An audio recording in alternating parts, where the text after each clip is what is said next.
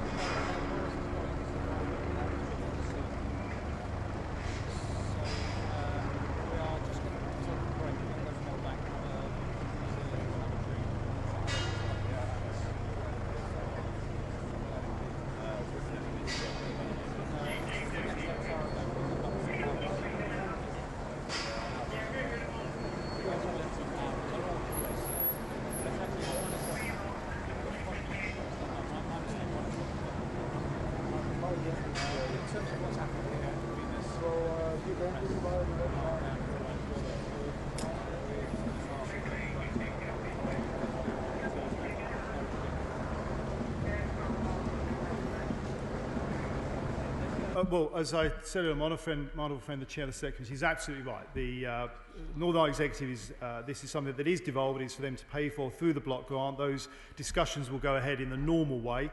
But it is also something that, as I say, there is, with the money that is already there, this is something that the Executive can be moving on with, start getting this process going, start getting these payments out to the people who have already waited too long. James Shannon. Thank you, Mr. Speaker. I can also thank the Secretary of State for all he's done for the Victim Pensions Fund, but I can also ask the Secretary of State to outline what steps have been taken to claw back the money from Sinn Féin that was spent on the court case that took place solely due to Sinn Féin's refusal to do the right thing and to appoint a minister to oversee the Victim Pensions Fund. Sinn Féin should pay the fees, the legal fees. Well, the court was clear that the Executive, through the actions of not designated department, which was down to just the Deputy First Minister refusing to designate, was acting illegally. He puts forward an interesting proposal that I'm sure that the Finance Ministry, in terms of wanting to make sure that Northern Ireland's finances are well spent, will consider properly. Alistair Carmichael. Number 18. Thursday. Thank you, Mr. Speaker. With permission, I will answer questions 18 and 19 together. At the end of this year, the process of transition to our new relationship with the EU will be completed. I and colleagues across the Cabinet are determined to ensure that Northern Ireland benefits fully from the opportunities that will bring. I'm sure that all in business will welcome the announcement from the Secretary of State that there will be guidance given to all those trading in Northern Ireland by the 1st of November. But can he explain to the House how you formulate guidance for the implementation of a deal that has not yet been done? Or will that guidance be written on the presumption that will be no deal? Thursday. As we have done with the guidance that we outlined just before just at the time the House broke for summer recess, we've done that in conjunction with our partners in businesses across Northern Ireland through the business engagement forum that we've put together. So we are consulting with businesses about what they need to live on the protocol, and that protocol does give confidence to businesses about what will be in place next year. Alan Cairns. Thank you, Mr. Speaker. Does my honourable friend recognise that the UK internal market is the cornerstone of simplicity in terms of uncertainty, in terms of attracting investment to all parts of the United Kingdom, and any detractors from the government's plan and policy to maintain the integrity of the UK internal market will be undermining the potential investments in their community? Absolutely right. My honourable friend makes a hugely important point. The UK internal market bill is something that will outline that integral structure of the United Kingdom as one customs union, one single market that gives confidence to businesses and to investors for the benefit of all of our economies. Dr. Andrew Morrison. Both I and ministerial colleagues speak regularly with counterparts in the Irish Government. The protocol itself provides for a practical solution that avoids a hard border on the island of Ireland in all circumstances, including in the event that we do not agree a free trade agreement, whilst ensuring that the UK, including Northern Ireland, can leave the EU as a whole. Andrew Morrison. Very grateful to the Secretary of State. He will know that small and medium-sized enterprises having business across that border are in a state of uncertainty at the moment, given what is potentially going to hit them in 4 months' time. Given that, the Trader Support Service that was announced last month is particularly welcome. What discussion has he had with trade organisations in Northern Ireland about the Trader Support Service, and when does he anticipate the service actually providing services to SMEs? I thank my honourable friend. He's absolutely right. We have had continuing engagement with businesses, as well as not just myself, but ministerial colleagues, the Business Secretary and the Chancellor of the Duchy of Lancaster have both been in Northern Ireland engaging with businesses and representative organisations, as is my colleague, the Minister of State, and we will continue to do that, and we aim to have this scheme running in September. John Morrissey. Question 21, Mr. Speaker.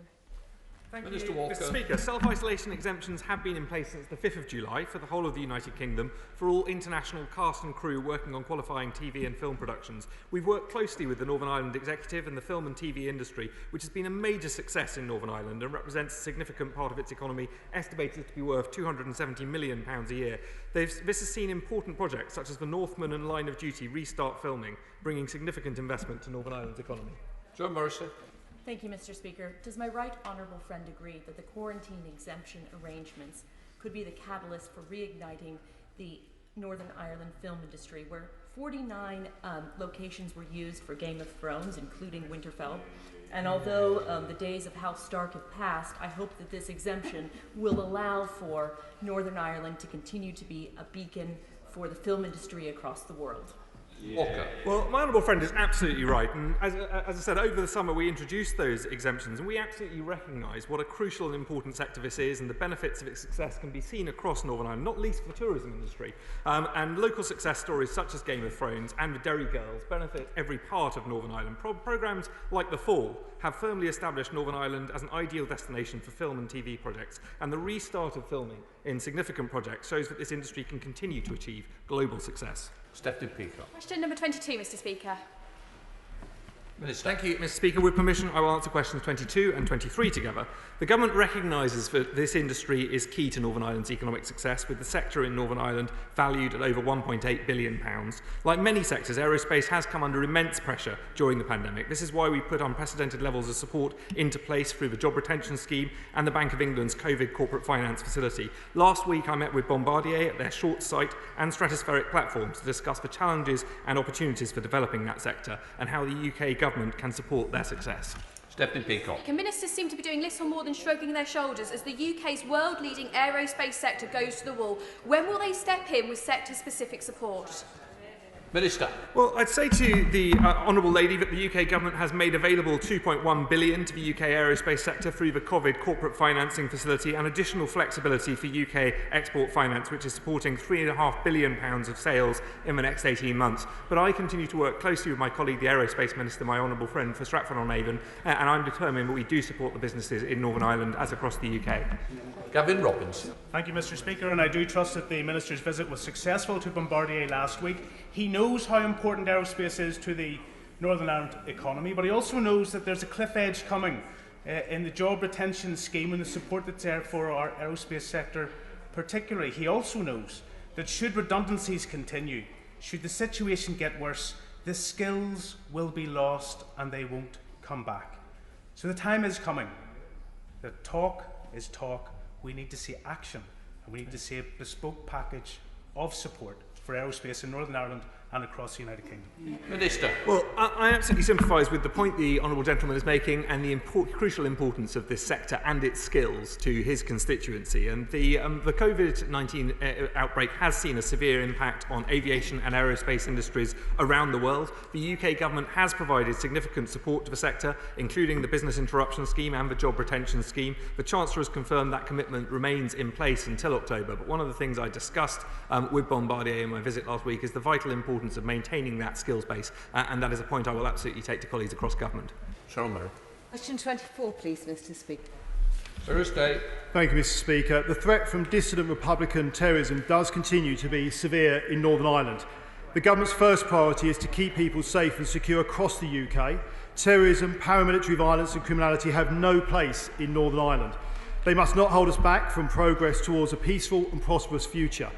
And as I said earlier on, thanks to the hard work and professionalism of the Police Service of Northern Ireland and their partners, 10 people have recently been arrested and charged with a range of terrorism offences under the Terrorism Act. These arrests are the biggest step in tackling violent dissident Republicans in Northern Ireland in a generation, and I thank the PSNI for their work. Cheryl Murray. Thank you, Mr Speaker. What action has the Government taken to protect those who provided security in Northern Ireland, both in the police and military, from vexatious historic accusations? Thursday. Thank my honourable friend for her question, and we as a government are clear. We will put an end to vexatious claims against our brilliant armed forces. We are also determined to address the legacy of the Troubles, as I set out in my written ministerial statement on the 18th of March, and we will deliver on that.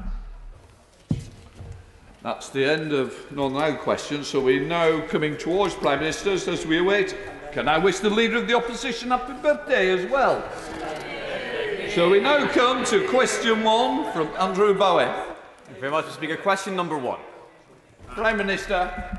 Thank you, Mr Speaker. This morning I had meetings with ministerial colleagues and others. In addition to my duties in this House, I shall have further such meetings later today.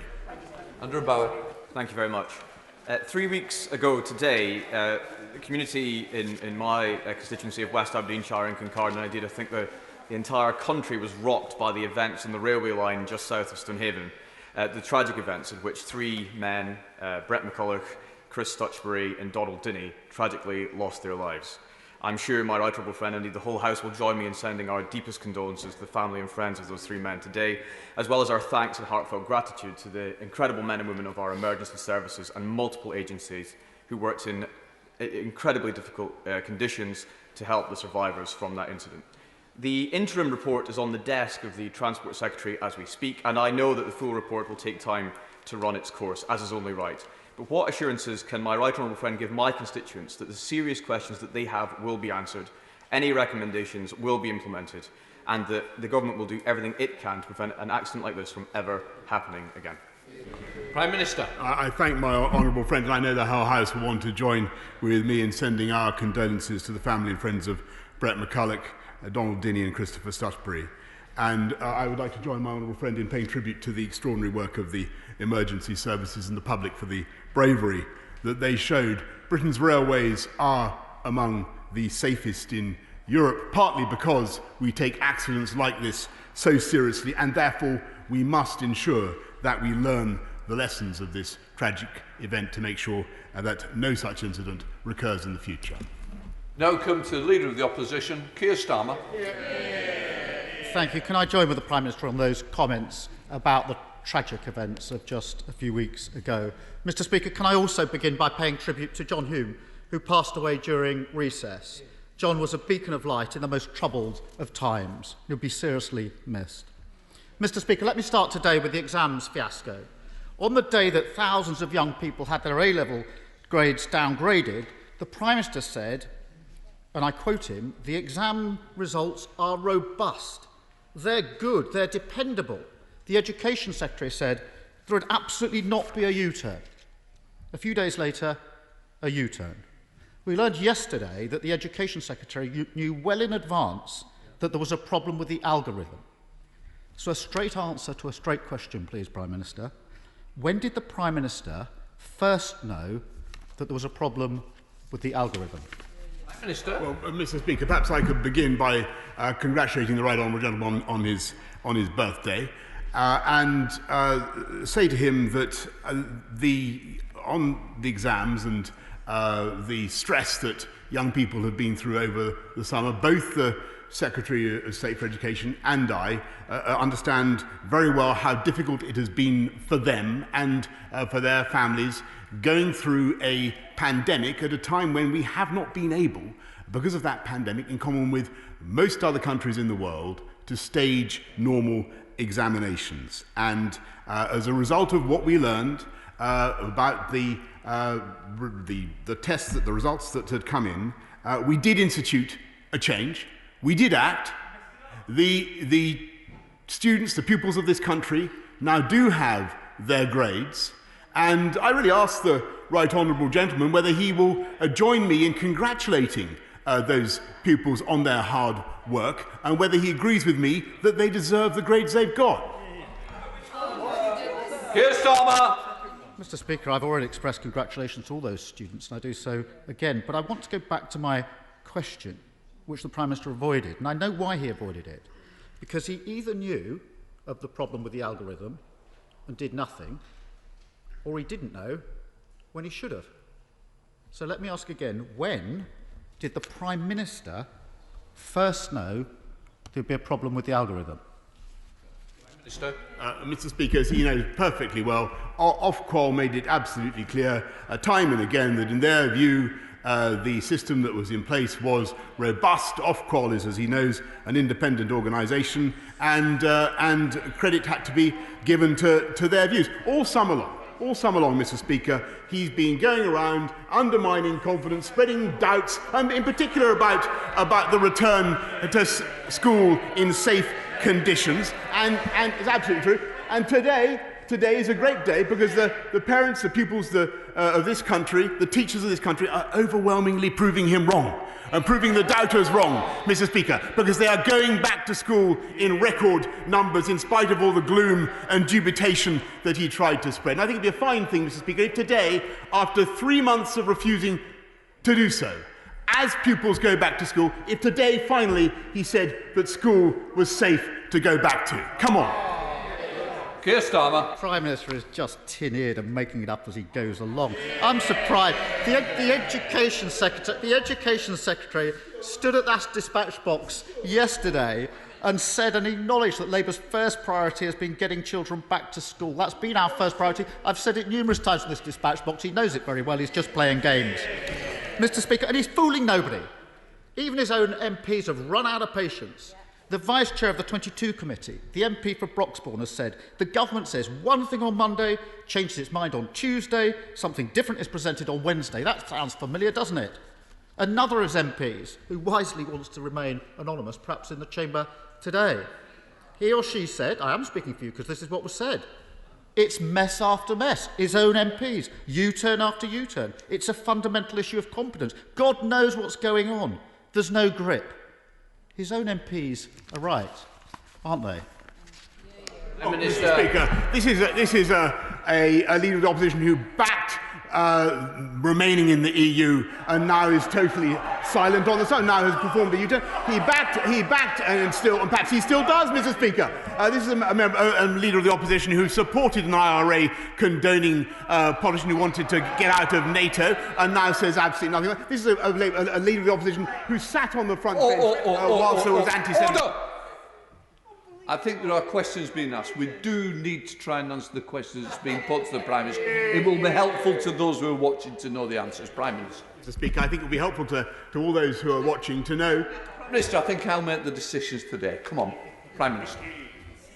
Sorry, Mr. Speaker, if I may say, I think it will be helpful to all those who are watching to know that this opposition and this leader of the opposition said absolutely nothing to oppose the method of examinations that was proposed, and indeed they opposed the teacher accreditation system that we eventually came up with. Is he now saying that those grades aren't right, or is it just Captain Hindsight leaping on a bandwagon and opposing a policy that he supported 2 weeks ago? Yes, Starmer. The problem is he's governing in hindsight. That's why he's making so many mistakes. Mr. Speaker, before I go on, the Prime Minister said something about the IRA, and I want him to take it back. I worked in Northern Ireland for 5 years with the police service of Northern Ireland, bringing peace. I prosecuted the Director of Public Prosecution, serious terrorist, for 5 years, working with the intelligence and security forces and with the police in Northern Ireland. Asked the Prime Minister to have the decency to withdraw that comment. Mr. Prime Minister, it's the same every time. Pretend the problem doesn't exist, brush away scrutiny, make the wrong decision, then blame somebody else. This has got to change, because the next major decision for the Prime Minister is on the furlough scheme. The jobs of millions of people are at risk. The longer he delays, the more they're at risk. So will he act now, finally get this decision right, and commit to extend the furlough for those sectors and those workers that desperately need it? Prime Minister. Mr. Speaker, what we are doing in this government is getting people back to school, getting our pupils back to school in spite of all the doubts that he's tried to sow, and we are getting people back to work. What he wants to do is extend the furlough scheme, on which this country has already spent £40 billion. What we would rather do is get people into work through our Kickstart scheme, which we are launching today, £2 billion to spend to support people, young people in particular, to get the jobs that they need. He wants to keep people out of work in suspended animation. We want to move this country forward. That's the difference between him and us. Can I just say there was a question about the allegation and all that? I was very concerned. That was the point I was making. I think, in fairness, I'm sure you would like to withdraw. Well, Mr. Speaker, I'm very happy to say that I think that I listened to the protestations of the right honourable gentleman. I think they would have been more. They would have been more in order throughout the long years in which he supported a leader of the Labour Party. Leave it as it was. Yes.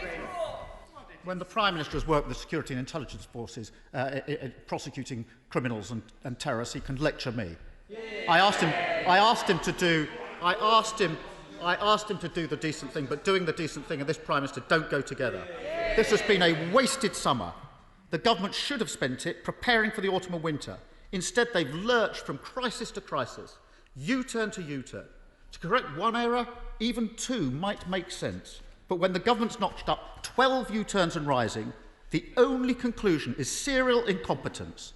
That serial incompetence is holding Britain back. Will the Prime Minister take responsibility and finally get a grip? Mr. Speaker, I take full responsibility for everything that has happened under this government throughout my period in office. And actually what has happened so far is that we have succeeded in turning the tide of this pandemic. And in spite of the negativity and the constant sniping from the opposition, we are seeing a country that is not only going back to school, but going back to work. Britain is in the lead in developing vaccines. We are in the lead in finding cures for this disease, in dexamethasone, in finding treatments for this disease. And not only that, Mr. Speaker, we are taking this country forward in spite of the extreme difficulties that we face. What I think the people of this country would appreciate is he and I, the Labour front bench, everybody across this House, coming together and uniting and saying that it is safe for kids to get back to school. And I must say, Mr. Speaker, we still have not heard that. Those words from the right honourable gentleman. Will he now say school is safe? I've said it so many times. School is safe. My own children have been in school throughout. There's no issue on this. The Prime Minister is seeking to divide instead of... I wrote to him on the 18th of May in confidence and in private, offering my support to him to get kids back to school. The only reason they weren't back before the summer was because of his incompetent Education Secretary. Mr. Speaker, the Prime Minister will recall that before the recess, I asked him if he would meet the COVID-19 Bereaved Families for Justice group. I had the privilege of meeting the families on the 15th of July. They gave me incredibly moving accounts of how COVID-19 had taken their loved ones from them. On Sky News last week, the Prime Minister was asked if he would meet the families. And he said, and I'll quote, "Of course I will meet the bereaved. Of course I will do that." But yesterday, they received a letter from the Prime Minister saying that meeting them was now, regrettably, not possible. The Prime Minister will understand the frustration and the hurt of those families that he said one thing to camera and another to them. Can I urge the Prime Minister to reconsider, to do the right thing and find time to meet these grieving families? Prime Minister. Mr. Speaker, if I may say to the right honourable gentleman, it's absolutely typical of him that he should frame it in that way, because when I made that answer, of course I was very happy to meet the families of the bereaved, and I sympathise deeply with all those who have lost loved ones throughout this pandemic, and we all feel their pain and their grief. But it turns out that this particular group that he refers to are currently in litigation against the government, and I will certainly meet them once that litigation is concluded. But I may say to him, it would be a better thing, rather than trying to score points in that way, if he joined together with us and with this government and said not only is school safe, but it is also safe to go back to. And by the way, Mr. Speaker, that's the first time in 4 months he said it. As I'm delighted to have extracted it from him over this dispatch box. He's never said it to me in the House of Commons. I hope, Mr. Speaker, he will also say that it is safe for the workforce of this country to go back to work in a COVID-secure way. We want to take this country forward. We're not only getting the pandemic under control, with deaths down, with hospital admissions way, way down. We will continue to tackle it with local lockdowns, with our superlative test and trace system, which, by the way, before they sneer, before they mock at it, Mr. Speaker, has now conducted more tests than any other country in Europe. And he might hail that rather than sneering at this country's achievements. Jones. Thank you, Mr. Speaker. Discussions in the joint committee established under the withdrawal agreement will have the most crucial bearing on the future of trade, not only between the UK and the EU, but also within the UK itself. Unless otherwise agreed in that committee, goods passing from Great Britain to Northern Ireland will be subject to the full rigour of the European Customs Code and also to the imposition of tariffs. That would be quite unacceptable, so will my right honourable friend commit to do whatever it takes to ensure that it does not happen? Prime Minister. Yes, my right honourable friend is absolutely right to raise the concern that he does, and we must, of course, and will deliver on what the protocol says, which is that there shall be unfettered access between GB, NI and NI GB, and there shall be no tariffs, and we will legislate in the course of the next months to guarantee that. We now come to the Leader of the SNP, Ian Blackford, on the first of two questions. Thank you, Mr Speaker. And can I associate myself with the remarks of the Prime Minister and the Leader of the Opposition on the tragedy that we witnessed close to Stonehaven, and indeed to the tribute that we had to John Hume from the Leader of the Opposition. John Hume, a man that did so much for the delivery of peace in the island of Ireland. Mr Speaker, yesterday the Prime Minister told his Cabinet, and I quote, "I am no great nautical expert, but sometimes it is necessary to tack here in response to the facts as they change."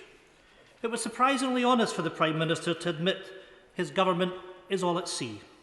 A UK government now defined by 8 U-turns in 8 months. But if the Prime Minister is true to his word, then surely he must see sense and change tack for a 9th time. With the clock ticking for struggling businesses and workers, will the Prime Minister commit today to extend the job retention scheme beyond October? Or is his government making the political choice to accept levels of unemployment last seen under Thatcher in the early 1980s? Prime Minister. Mr Speaker, I members of opposite of all parties seem to want to extend the furlough scheme, which has already cost this country £40 billion,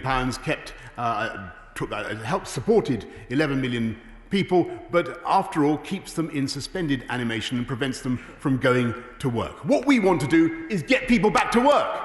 And that's why I hope he will instead support our Kickstarter scheme to get young people into jobs and support them in those jobs. How much better is that than languishing out of work? Ian Blackford. My goodness, Mr Speaker, languishing out of work. The furlough scheme is there to protect people so they can come back to work when the time is right. Mr Speaker, France, Germany and Ireland have extended their furlough scheme into 2021. Mr Speaker, they have made a moral choice. They are not prepared to punish their people with record levels of unemployment. You know, Mr Speaker, people in Scotland are seeing a tale of two governments.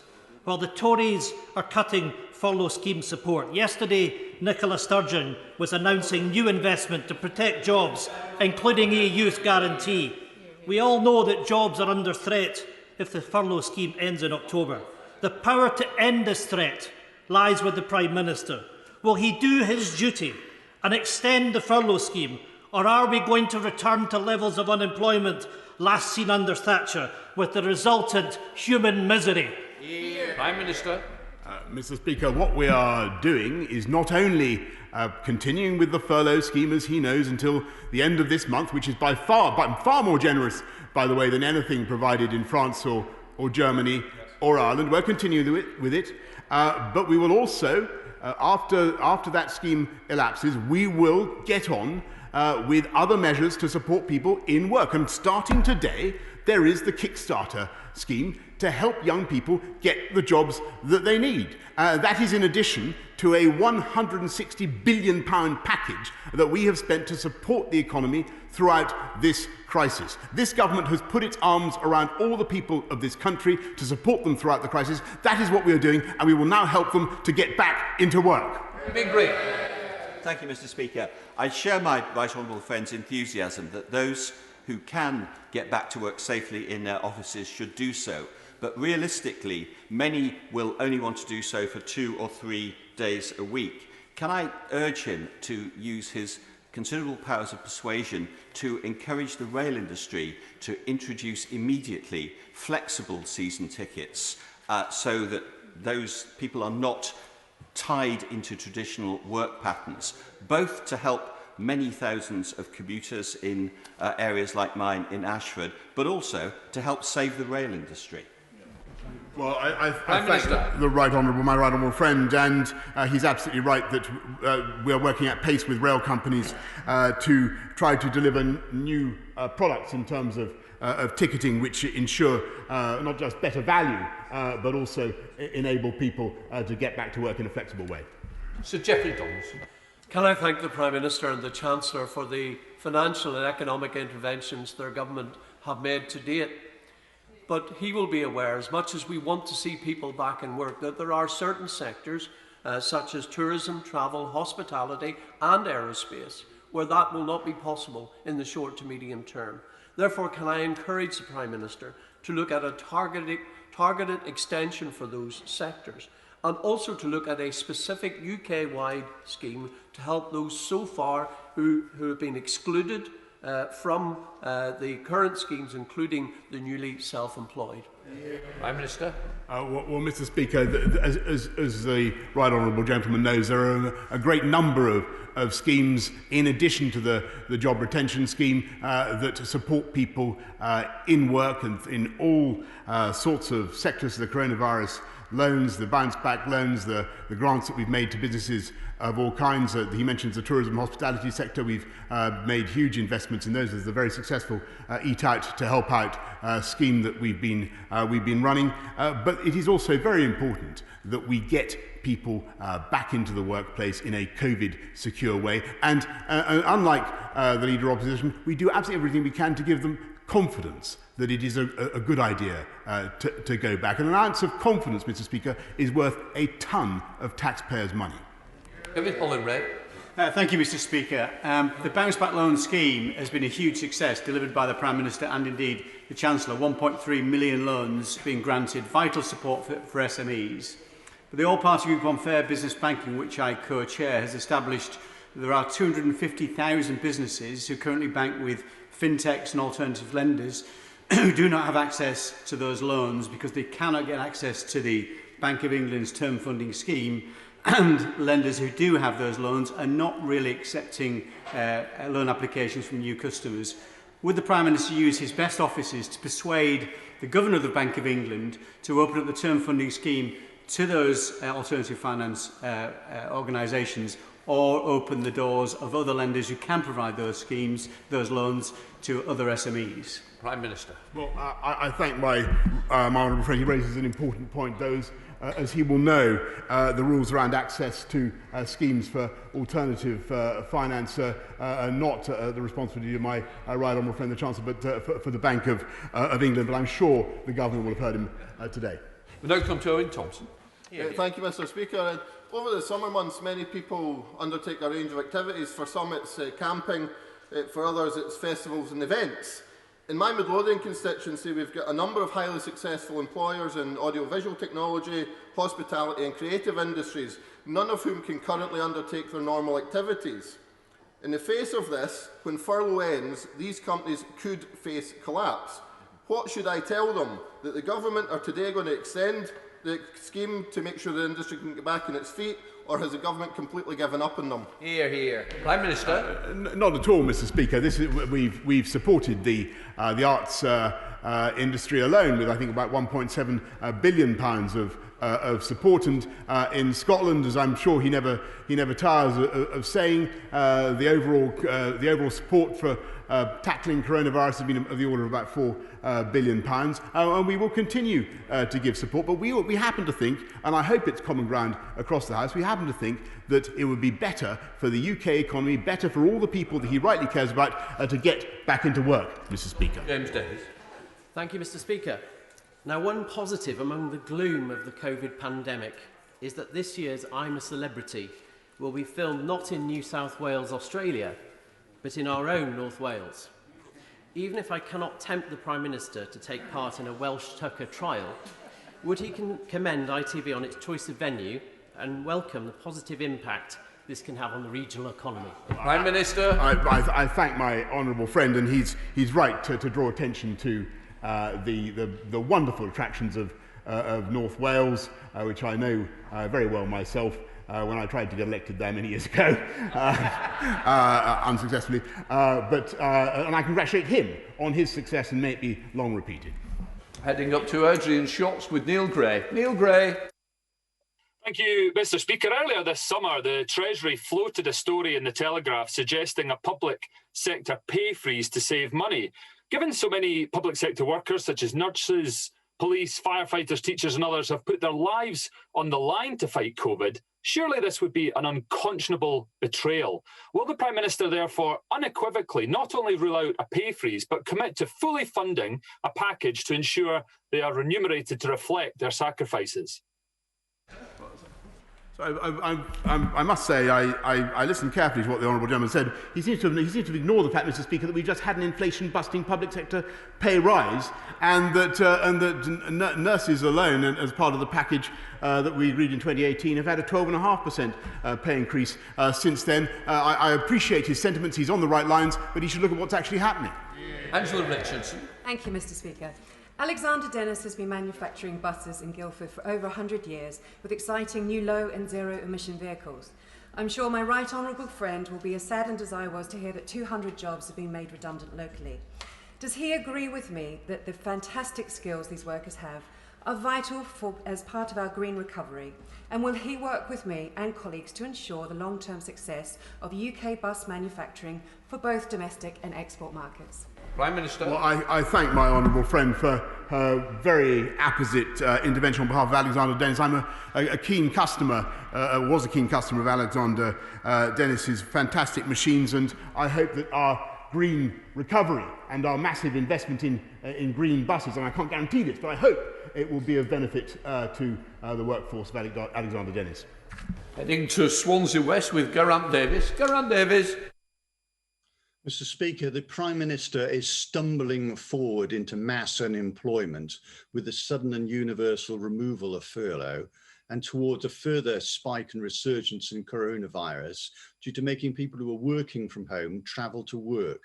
In order to minimise further and future bad decisions and U-turns, will he fully restore the online Parliament so that all voters can be fully represented in all debates and all lawmaking, as happens in the Welsh Government and the Scottish Government and the Lords, whether their MPs are shielded or unshielded, so that we make the best decisions with the least harm during the pandemic and during the recession by the reintroduction of proper online democracy? Prime Minister. Well, Mr. Speaker, I thank the honourable gentleman. I encourage him to return from New York or Shanghai, or wherever he is, and to join us as fast as we can here in this House. And I think actually what the people of this country want to see is their representatives back on their seats as fast as possible in the Palace of Westminster. And that is what we should work for. That's why we're working together to drive down this virus and create a COVID-secure environment. Andrew Lower. Thank you, Mr. Speaker. When I buy a copy of the Mirror, the Mail or the Telegraph, I'm not required to buy a copy of the Guardian. And yet when I want to watch live TV on Sky, Amazon Prime or ITV, I am forced to pay for the BBC. Does the Prime Minister believe that this is a sustainable situation in the medium or longer term?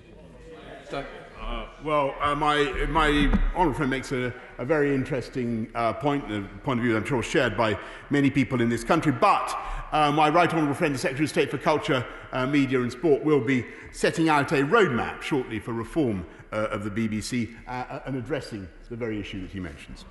Just going down to Brentford and Isleworth with Ruth Cabray. Ruth Cabray. Thank you, Mr. Speaker. Last week, the Financial Times published a list of the 12 government U-turns made under this Prime Minister, from the exam results fiasco to the contact tracing app to the wearing of masks. He's just said that he takes full responsibility. So I wonder which of those 12 U-turns is the Prime Minister's favourite? Prime Minister. Mr. Speaker, you know, it's a rare privilege to ask a question in the House of Commons. You would have thought they could come up with something better than that. All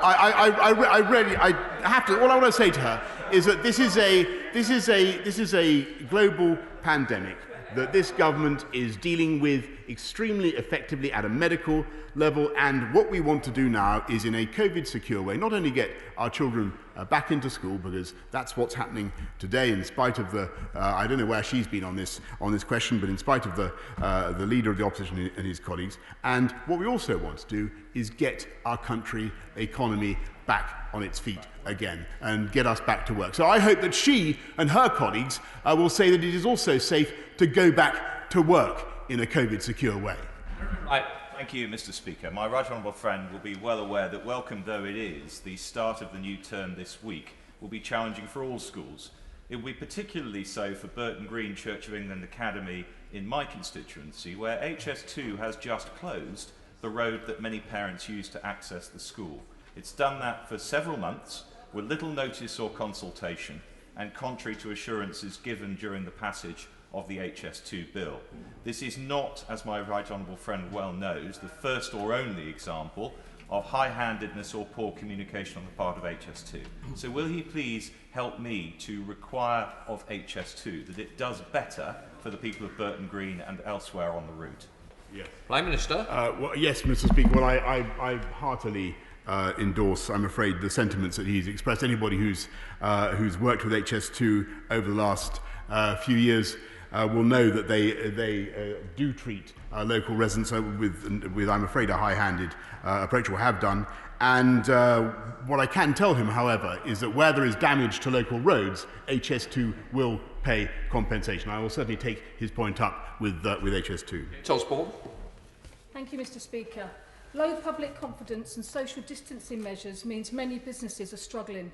If the job retention scheme ends in October, there will be catastrophic consequences for workers, businesses and the economy.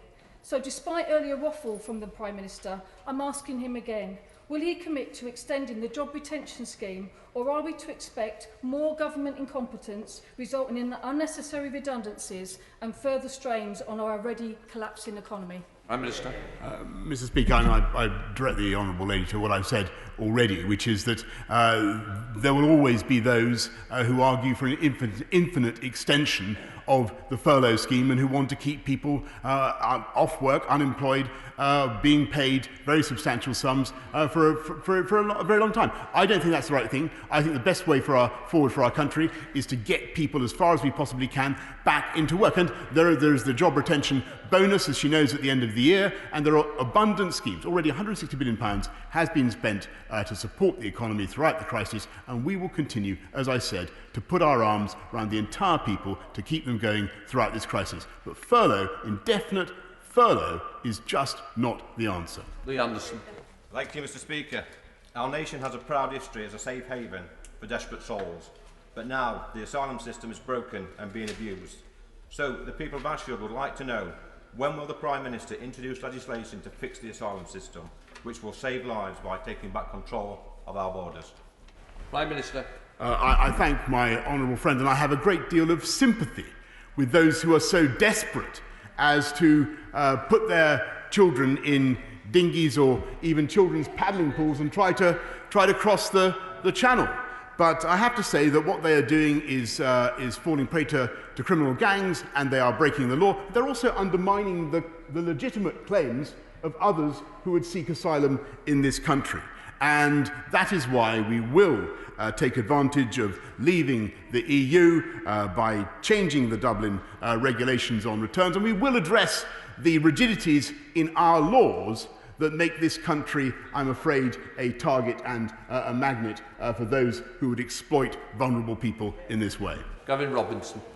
I'm very grateful, Mr. Speaker, and I trust that the Prime Minister had an enjoyable visit to Harland & Wolff's new yard in Appledore.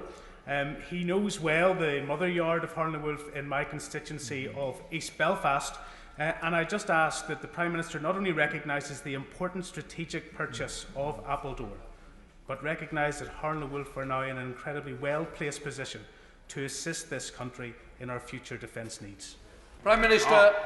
Well, I'm grateful to the honourable gentleman, and yes, it was incredibly exciting to go to Appledore and see the potential of that yard, and to see what Harland & Wolff is is doing there. And also, of course, he's absolutely right in what he says about the potential for various other contracts, both in Devon and in Belfast. But I can't give him now the kind of guarantees that he wants over this dispatch box, but watch this space. Mr. Blackford, you haven't given me notice of this point of order. I think it is important just to clear up this matter. It isn't normally that I would allow urgent questions to be interfered with or statements, so therefore on this occasion I'm going to allow it. Ian Blackford. Thank you, Mr. Speaker. I'm most grateful. On Friday the 21st of August, the Daily Mail ran a front page story revealing the location of the Prime Minister's holiday in Scotland.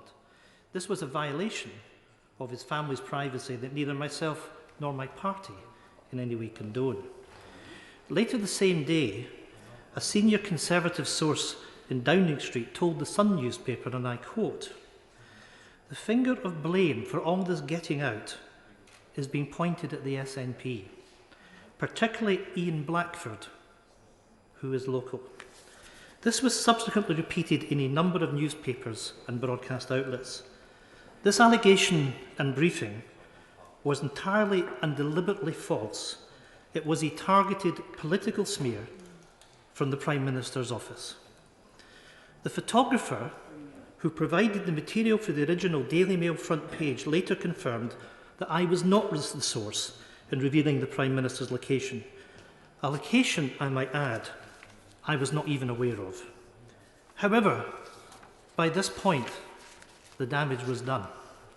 This matter has not only been the worst kind of political smear, the false allegation has equally resulted in security implications for myself and my family, given its serious and personal nature. You know, I can see the Prime Minister pulling a face, but all you have to do is to go to social media and see the threats that I was then forced to witness. It is a very serious situation when the apparatus of the UK government can be deployed in this way, manufacturing false briefings in order to attack an opposition politician. I raised this issue with the Prime Minister's office in writing. However, as I have not received a response, I am raising this point of order today to ensure these false briefings are now stopped and are never repeated for any parliamentarian. Prime Minister.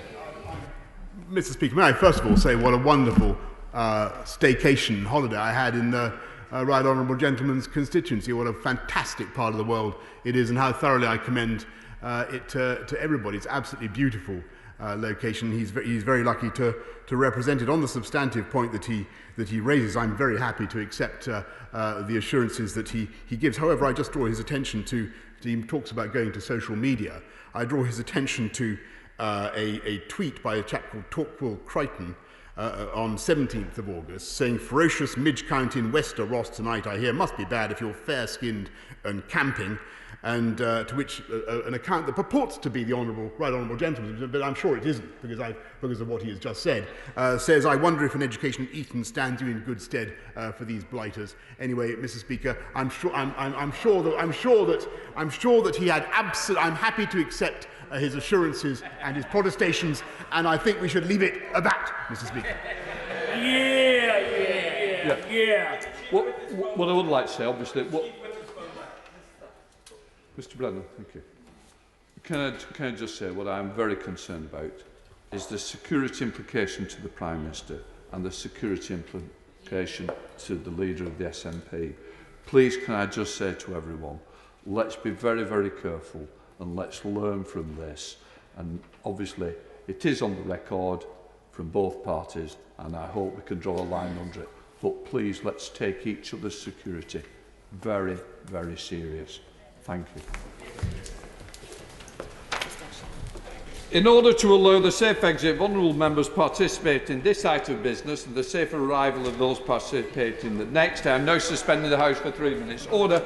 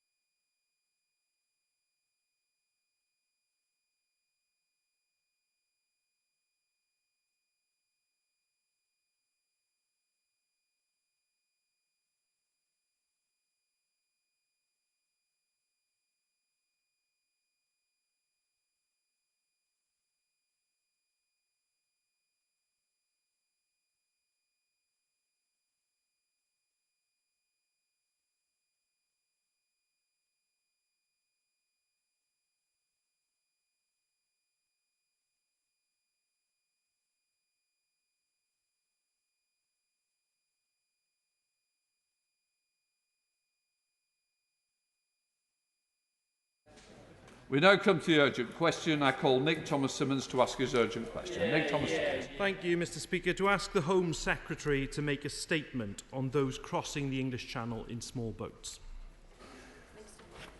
Secretary. Minister. Thank you very much, Mr Speaker. In recent months, the UK has seen a completely unacceptable increase in illegal migration through small boat crossings from France to the UK. This government and the Home Secretary are working relentlessly to stop these crossings. Illegal migration is not a new phenomenon.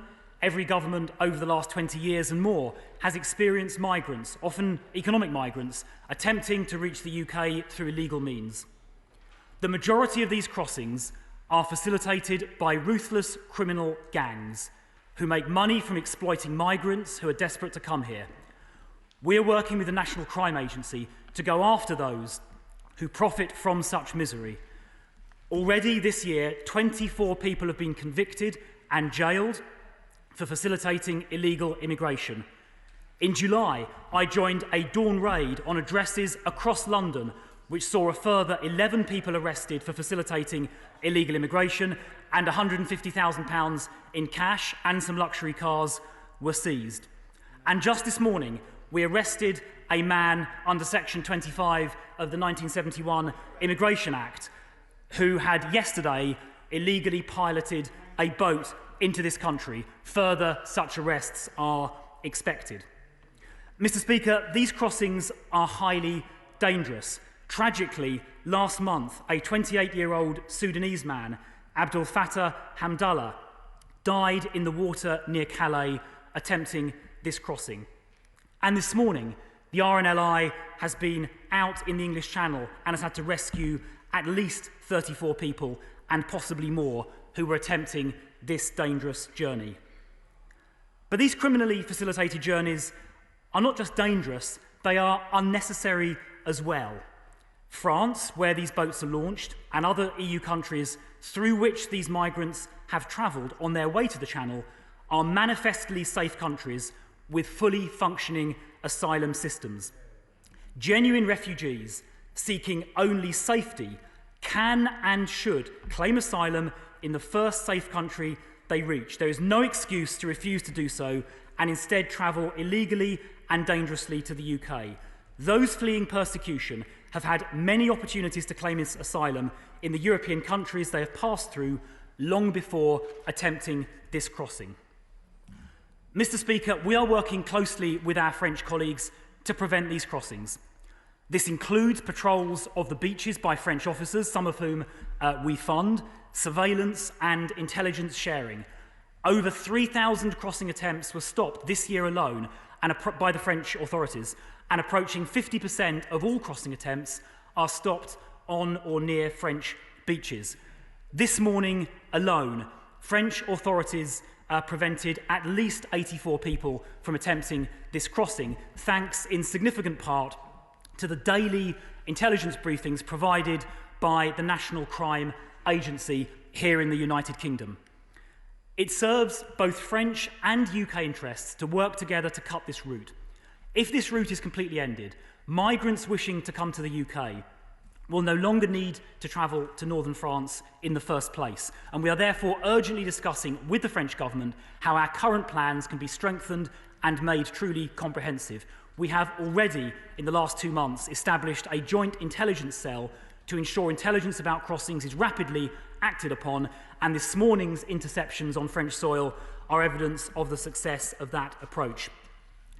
It is also essential to return people who make the crossings where we can, and we are currently working to return nearly 1,000 cases where migrants had previously claimed asylum in European countries and, under the regulations, legally should be returned there. Last month, my right honourable friend, the Home Secretary, announced the appointment of former Royal Marine Dan O'Mahony as clandestine Channel Threat Commander. He will collaborate closely with the French to build on the joint work already underway, urgently exploring tougher action in France, including... Minister, I don't know, advisers should know it's 3 minutes. We're now nearly on 5 and I don't understand how the mistake has come. Well, Mr Speaker, I sincerely apologise. In that case, let me just conclude by saying these crossings are dangerous, illegal and unnecessary. They should simply not be happening, and this government will not rest until we've taken the necessary steps to completely end these crossings. Nick Thomas-Symonds. Thank you, Mr. Speaker, and I'm grateful to you for granting this urgent question and for the response. And I'd firstly like to send my thoughts to the family of Abdul Fattah Hamdallah, who died in the English Channel, a powerful reminder of the gravity of this issue. Over a year ago, the Home Secretary said, "We've been working extremely closely with our French colleagues to tackle the use of small boats, but we both agreed more needs to be done." Why does the Minister think that work last year has proved so inadequate? The Minister himself scrambled to France on the 11th of August and announced a joint action plan. Can he outline when that will be available for scrutiny? We all agree, Mr. Speaker, on the need to tackle criminal gangs. But does the Minister also accept the importance of safe routes for those seeking asylum? The government was warned, including by the Foreign Affairs Select Committee, that the collapse of safe routes would lead to growing numbers of people taking to the sea. The expectation around the Dubs Amendment across the House was that 3,000 children would be accepted under the scheme. Does the Minister now agree it was a profound error and frankly lacking in compassion to close down that scheme when only a tenth of that number had been accepted? In relation to any children who've been intercepted on this crossing, what provisions have been put in place for their welfare? And what safeguards are being put in place to ensure that all accommodation is kept safe and COVID secure, as well as protected from far-right attacks which have unfortunately been reported in recent days? What we need now, Mr. Speaker, are solutions, not empty headlines trying to sound tough.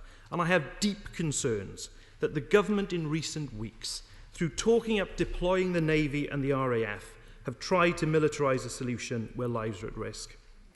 Ultimately, the sad truth is that people are fleeing their homes as a result of poverty, war and persecution. So does the Minister accept that abolishing the Department of International Development is a great mistake? And isn't the truth, Mr. Speaker, that the government's approach to this whole issue has frankly been defined by a lack of compassion and a lack of competence? Minister. Well, Mr. Speaker, I will try and be brief in my reply. The Shadow Home Secretary asks about why numbers are so high. I mean, global migration has been growing very strongly. He will be aware that 40,000 people, far larger numbers than cross the Channel, have crossed the Mediterranean. And moreover, during coronavirus, we have seen displacement from other illegal entry routes, such as lorries and with fake documents on aeroplanes, into the maritime route. Moreover, we've been very successful at preventing illegal immigration through the juxtaposed controls, and that's been compounded by unusually benign weather conditions in the English Channel over the summer period. He asks about safe routes. This government has provided almost 20,000 resettlement places since 2015, a number dwarfing the 3,000 he mentioned. Since 2010, 44,000 children have been offered protection by the United Kingdom of one form or another. So when he says our approach lacks compassion, I would point him to those figures. I would also remind him that in last year, 2019, this country received more applications from UASCs, unaccompanied asylum-seeking children, than any other European country, all of whom have been generously looked after while their claims are processed. He asked about children. When children arrive, they go straight into social care, and they are extremely carefully looked after while their claims are processed. So, Mr. Speaker, this government certainly needs no lessons in compassion. Our asylum system is extremely compassionate, extremely generous, and those numbers speak for themselves. Araba.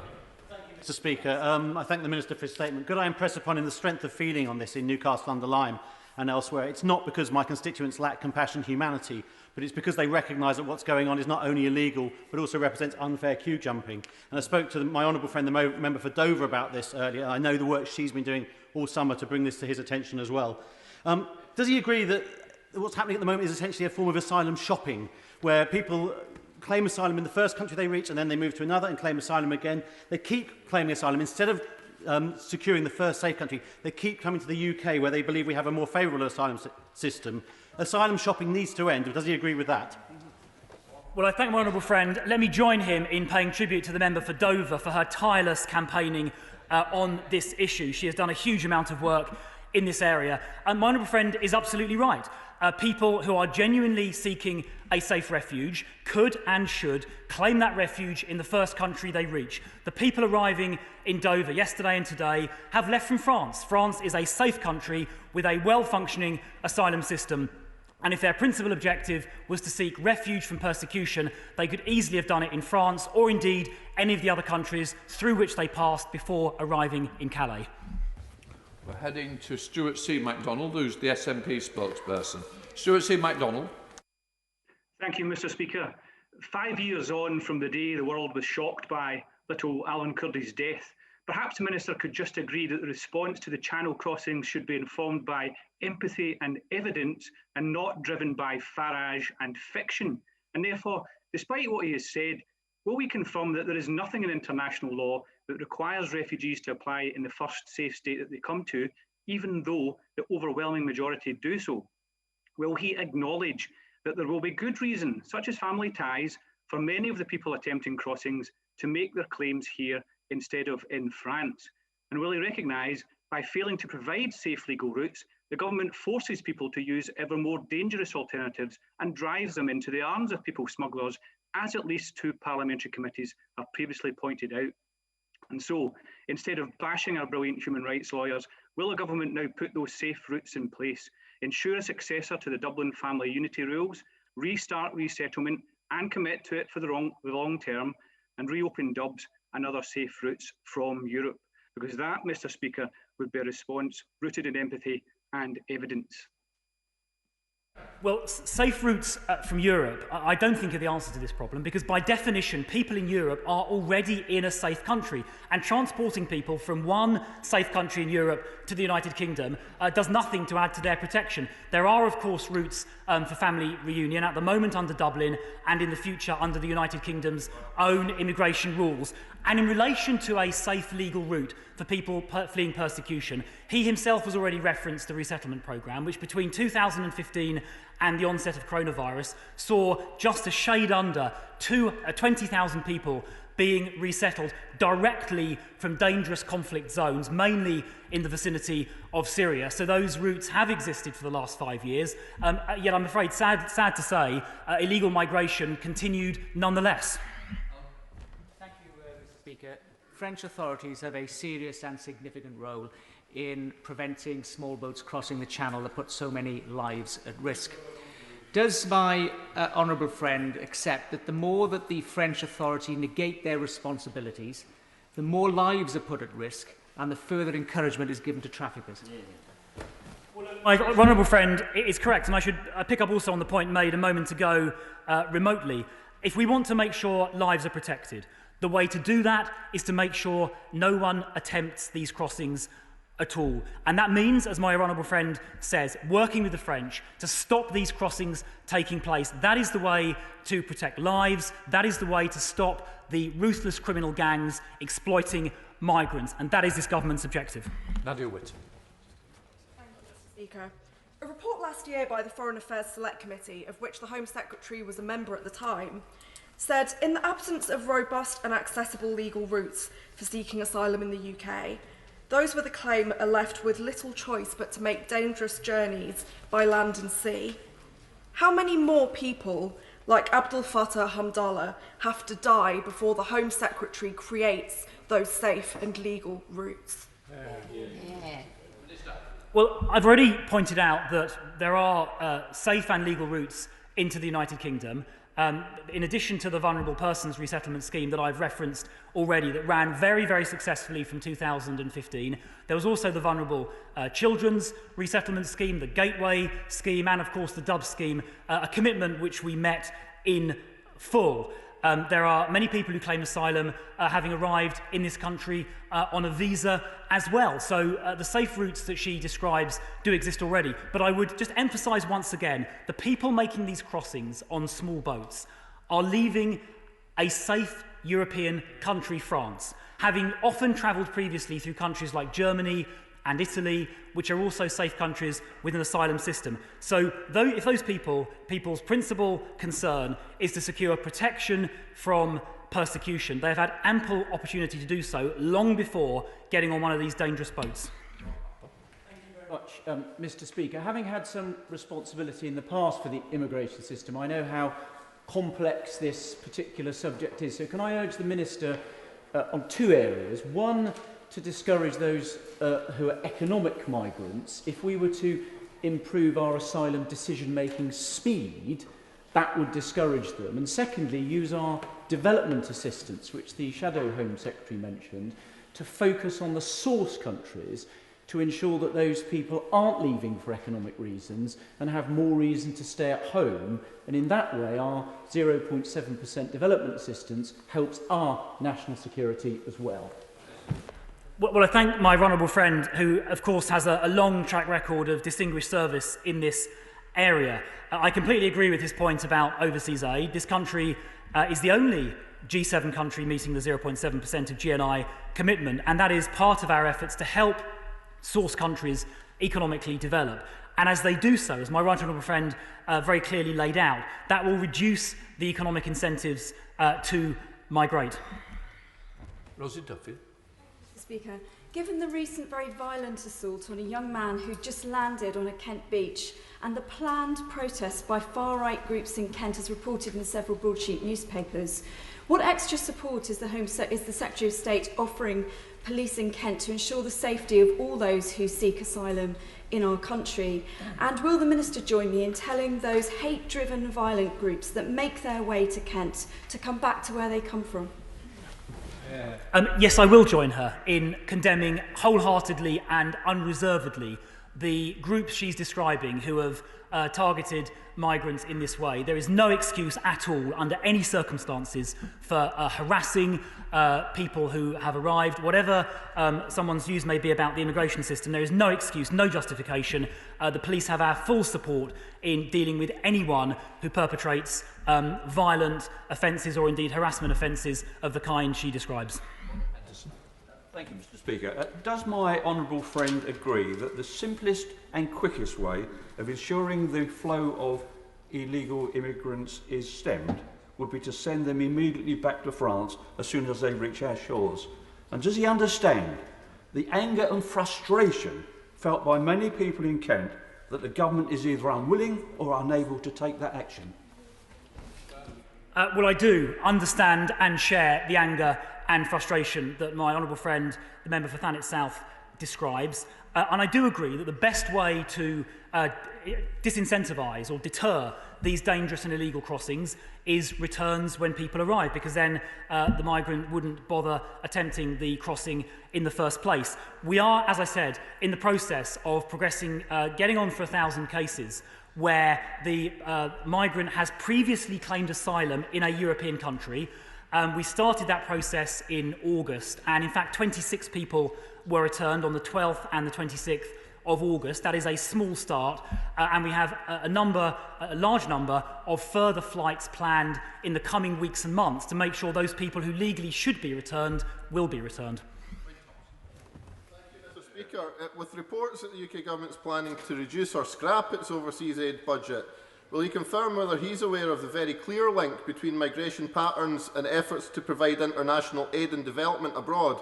And does he agree that moves to cut back on this would only worsen the current situation? Yeah. Well, clearly improving conditions, economic conditions, in source countries is a vital part of tackling this problem upstream, as indeed is working with law enforcement agencies in those countries as well to disrupt the dangerous and ruthless criminals who operate in those areas. And I think work with the overseas aid budget is an important part of that, but so is trade. And as we negotiate trade agreements around the world, that will also help encourage economic development in some of the source countries. And as employment is created and prosperity generated, I hope that will also reduce the economic incentives for the kind of mass migration that we're currently seeing. Tom Hunt. I think the Labour Party can be more out of touch with the vast majority of people on this issue. And I must say I'm quite surprised you brought this forward. However, the Labour Party strategy isn't the matter for me. One of the key drivers of illegal channel crossings is our easily exploited asylum system, and that once inside the system, illegal migrants know the chances they'll be able to stay for good are high. Will the Minister prioritise bringing legislation before this House which eliminates the vexatious aspects of our asylum system, like repeated asylum claims on different grounds, and consider the wiseness of using taxpayers' money to support those who have come over here illegally for illegal aid claims? Well, I think, speaking frankly, my honourable friend is right in much of what he says. There are considerable issues with the way that our asylum and immigration system has been operating in this area, and I can confirm that there is considerable policy work underway to address areas where the UK's immigration and asylum system is being exploited and abused, and we are working on developing legislation to address these loopholes in exactly the way my honourable friend describes, because we will not tolerate our system being abused in any way. Colin Lockhart. Mr. Speaker, the UK has often been a safe haven for those fleeing their homeland for genuine reasons, be it for persecution or fleeing terror, and that should continue whilst recognising other countries can provide such protection. However, does the Minister believe that the Government has sufficient domestic tools and cooperation from the EU and others to manage illegal immigration into the common travel area and inward into the UK, whether that be through Northern Ireland or other ways? Well, I think as we leave the transition period in a few months' time, we will want to continue cooperating with the European Union and indeed bilaterally with individual European countries, because the problem of mass migration is in many ways a shared problem. So that cooperation, I hope, will continue, and we're discussing that with the European Union, and we're discussing it bilaterally with France and Belgium and Germany and many other countries as well. So the sort of cooperation she's describing, I hope, will continue, but of course it takes two to tango. And I agree with her first point. We do have in this country a long and proud history of providing protection to those who are being genuinely persecuted, and of course that will continue. Thank you, Mr. Speaker. I thank my honourable friend for his robust response today, which I'm sure will provide some reassurance to the many people in Bishop Auckland who've contacted me about small boat crossings. Just last week, I understand that 23 migrants were due to be returned to Spain, but this was blocked by a string of legal cases. We need to remember that these are people who travelled to our country illegally, bypassing safe nations, including Spain and France.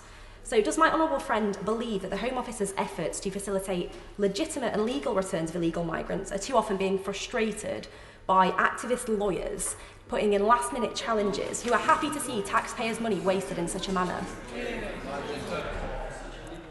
Well, it is the case that the planned flight on the 27th of August to Spain was cancelled as a result of a large number of last-minute claims which were lodged when there was no time to properly consider those prior to the flight. I think it is likely that many of those were intentionally lodged at the last minute. But as those are being worked through, we will be organising subsequent flights so that people who can be lawfully returned to Spain, a safe country where these migrants had previously claimed asylum, can and should take place. Mr. Carmichael.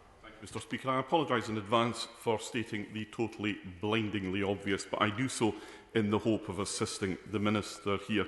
If we do not provide safe and legal routes for people who are fleeing war and persecution, then they will resort to unsafe and illegal routes.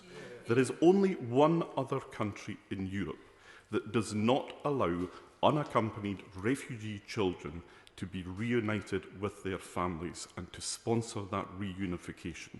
Why is that?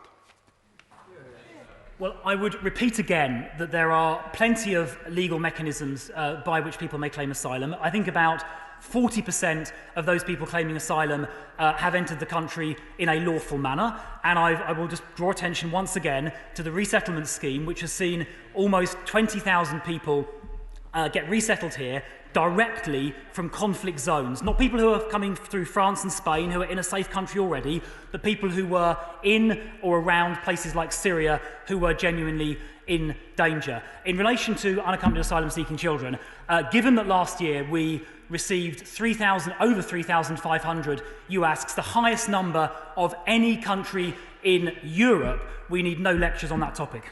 Thank you, Mr. Speaker. Can my honourable friend confirm that his department is urging the French government to take more rapid and productive action to prevent boats leaving the French coast in the first place, and that he is looking at ways to return and economic migrants more rapidly, as well as processing those vexatious asylum claims in a more rapid manner? Yes, well, I can confirm that we are doing all of those things. Work is underway as we speak to do more with our French colleagues. I've mentioned the Joint Intelligence Cell already, and we're doing work to strengthen the existing operational plans that we had, and the work on returns, both now under the Dublin framework and subsequent to the end of the transition period, is actively underway, because if we return people who make this unnecessary, dangerous and illegal journey, there will be no incentive, there will be no reason to attempt it in the future. Mr. Speaker, one of the reasons why we've seen a rise in the small boat crossings is because there's been a crackdown on border controls in terms of lorries, but also there's been a significant drop in freight traffic because of coronavirus. Doesn't this just show that the problem is not going to go away, despite the sort of military heroics that the government's trying to embark upon in the Channel? And we need to identify safe and legal routes, and particularly work in France with people that have got a proven connection to the UK, particularly refugee children, to try to deal with the problem before people set course to try to reach the UK by illegal means.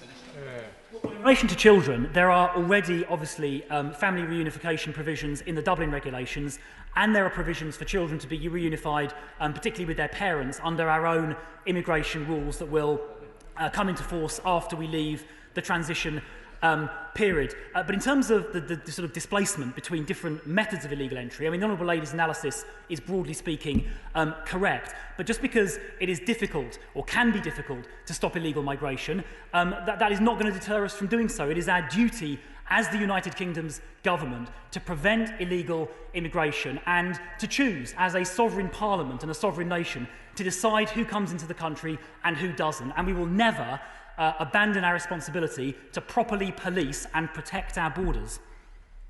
Go to Rushcliffe with Ruth Edwards. Ruth Edwards. Thank you, Mr. Speaker.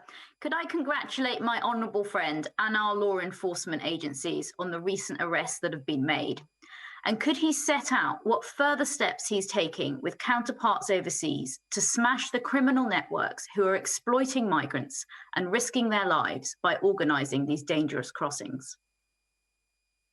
I would like to add my tribute to the Honourable Member for Rushcliffe's tribute to our crime-fighting agencies, the police, the National Crime Agency and Immigration Enforcement, who are working day and night to break up these criminal gangs. I mentioned the raid, which I accompanied in July, which went to, I think, about 13 different addresses across mostly London, resulted in 11 arrests and the seizure of £150,000 in cash. There are multiple operations underway in the United Kingdom, but also working with law enforcement partners in other European countries and countries beyond Europe to break up these criminal gangs. It's not just in France, it goes way beyond France.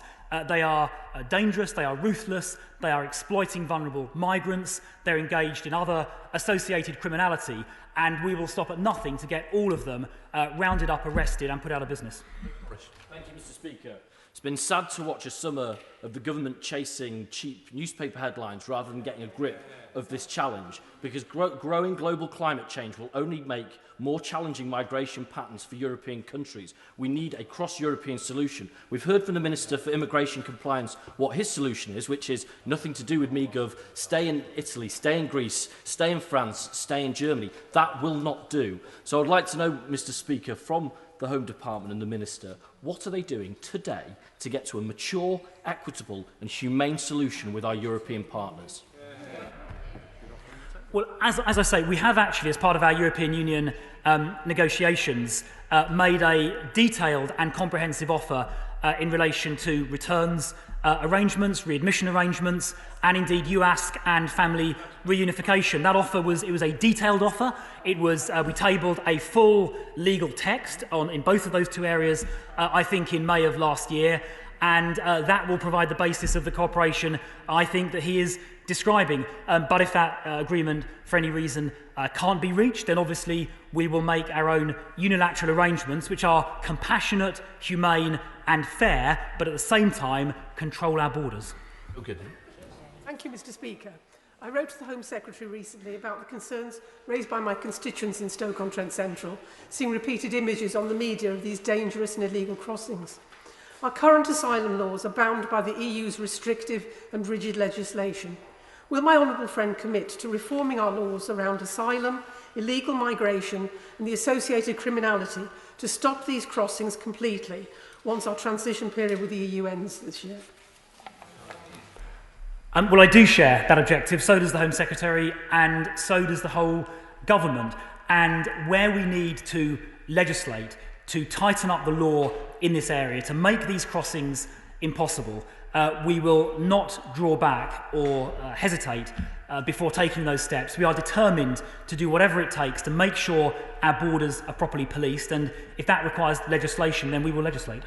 Thank you, Mr. Speaker. The Minister talked earlier with some pride, I think, about us taking the highest number of applications from unaccompanied asylum-seeking children, which I think is good. Now, overall, the UK takes 3 times fewer asylum applications than France, 3 times fewer than Spain, 4 times fewer than Germany. So if we were to reopen safe routes properly, what level of asylum applications does he think would be a fair share for us to deal with? Well, look, I think when it comes to helping vulnerable people, it is far more effective to help people who are in dangerous locations rather than sort of shipping people from Spain to the United Kingdom, because countries like Spain are already safe countries. As I say, I think we do more than our fair share when it comes to protecting vulnerable people. I've already referenced the fact we are have the highest number of UASCs of any European country, and our resettlement programme, the 5 years from 2015 to 2020, took in more people directly from conflict zones than any other European country. So any suggestion that this country is not doing its fair share is completely wrong and completely misguided. Thank you, Mr. Speaker. This issue just seems to be maundering on and on. We keep coming back to it again and again. And on June the 9th this year, I asked ministers about this issue. As my constituents in Clacton expect this matter to be dealt with, it's what they voted for. People's lives are at risk. Criminal gangs are getting rich, and it's got to stop. So what concrete progress has been made since I last asked this question? And I reiterate, we need to get the French Navy to step up to the plate and take those people off the boats in international waters. How are we going to ensure that this happens, and soon? Well, since we last spoke, the French officers operating on or near French beaches have stopped hundreds of crossing attempts. They've stopped around about 3,000 crossing attempts so far this year. We've also established the Joint Intelligence Cell that I mentioned earlier, and intelligence passed from the National Crime Agency here in the UK to our French counterparts contributed to 84 crossing attempts being prevented this morning alone. So that is good progress. However, there is undoubtedly more that needs to be done, because these crossings are continuing at frankly unacceptable levels, and negotiations and discussions are continuing as we speak with our French colleagues to step up our efforts and activities even more. Refugees experience situations like few of us could even imagine, yet in recent months, while sitting aboard overcrowded dinghies in the middle of the English Channel, they've been subjected to a voyeuristic media filming them like some sort of perverse sea safari, whilst also facing a UK government intent upon enforcing upon them its hostile environment. So can I ask the Minister, do either of these things give him any shame? Well, I think the Honourable Member, frankly, has a cheek to talk about hostile environments in this context. We have one of the most accommodating asylum systems in Europe. When people arrive and claim asylum, they are accommodated, their council tax, their utility bills are paid for, they get an allowance to cover essentials and food. That is a far more accommodating approach than many other European countries. So to say that somehow they face a hostile reception, frankly, could not be further from the truth. Let's head to Lincoln. We've got Carl McCartney. Carl McCartney. Thank you, Speaker. Many of my constituents in Lincoln know that the majority of the illegal crossings are being facilitated by organised criminals who are exploiting vulnerable migrants and putting their lives at risk. And I've heard the answers my honourable friend has already given, but can he confirm that he and the Secretary of State are committed to cracking down on the criminals? And can he update us on the French levels of law enforcement in this regard? And how joined up are our Gallic friends in assisting the UK and our agencies under Home Office control in stopping this illegal practice from occurring and seemingly currently flourishing in the first place? Well, there are dozens of investigations underway into these criminals who are facilitating illegal immigration. I've mentioned the 24 convictions and prison sentences given already this year in the UK, and there are a similar number, in fact I think a slightly greater number, that have occurred in France. We are now working ever more closely with our French colleagues and the various arms of the French government on this activity. We've got the Joint Intelligence Cell, there is the CCIC unit in Calais which coordinates activity between our two governments and our two sets of law enforcement agencies. I say an arrest was made as recently as this morning. The French are making arrests as well. Both governments share the objective that my honourable friend from Lincoln has described of putting these dangerous and ruthless criminal gangs out of business. Thank you, Mr. Speaker. The Minister keeps referring to applying for asylum in the first safe country as if it were a legal requirement. It is not. It is one of the criteria under Dublin. People have a right to apply in any country they choose, and family reunion is actually supposed to be taking precedence. So I would like him to correct that when he replies. And I would also like him to say if his government will focus more on the causes of migration, including the accelerating climate emergency, and including taking seriously a bill that I'll be tabling later today, the Climate and Ecological Emergency Bill, which is designed precisely to try to tackle some of these root causes of why so many people are taking to dangerous boats. Well, and of course, we agree that dealing with issues in source countries, economic issues and others, is a vital part of fixing this problem. And migration trends across the world and into Europe, across the Mediterranean and the Aegean, have grown dramatically over the last few years. And the small boat crossings that we're seeing are a small part of that much bigger picture. In relation to climate change, I mean, this government's done a huge amount on climate change. We've virtually eliminated coal-fired power stations, one of the biggest emitters of greenhouse gases, and CO2 emissions generally in this country have fallen dramatically over the last 10 or 15 years, as the Honourable Lady well knows. We now come to Ben Bradley. We owe it to my honourable friend the Minister and to the Home Secretary to be candid about the level of anger and frustration felt by many of my constituents in Mansfield and across the UK at stories we hear about illegal migrants arriving on our shores, being put up in hotels, having endless legal challenges funded at the expense of British taxpayers.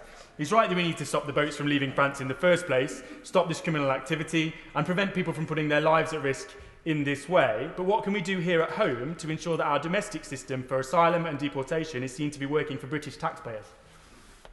Well, the hotel situation that my honourable friend describes is really a very short-term temporary measure that was a response to the coronavirus epidemic.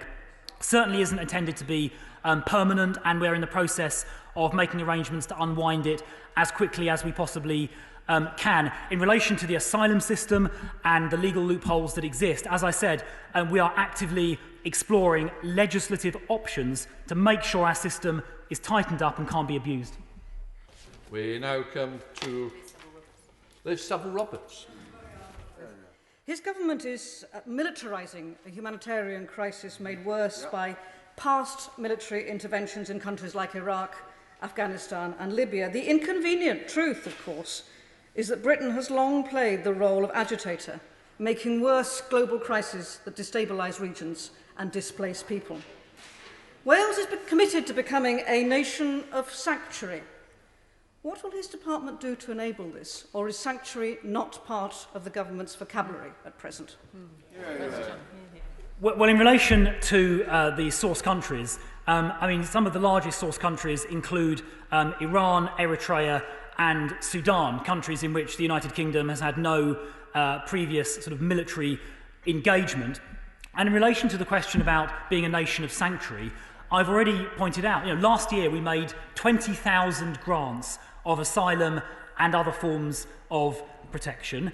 We've resettled just a shade under 20,000 people under the Vulnerable Persons Resettlement Scheme, and many more under the Vulnerable Children's Resettlement Scheme, the Gateway Scheme, and indeed we've done the full number we committed to under the Dubs Amendment. That is very clear evidence, I would suggest, of this country's commitment to compassion and to giving refuge, but at the same time we will police our borders.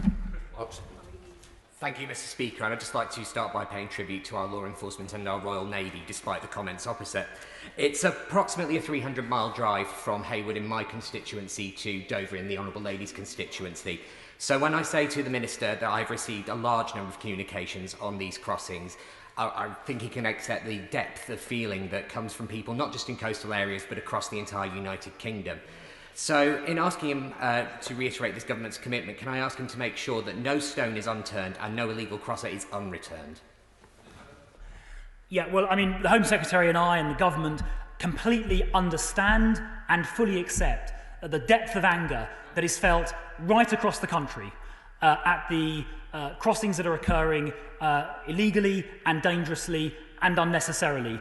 And he can have my assurance that we will leave no stone unturned.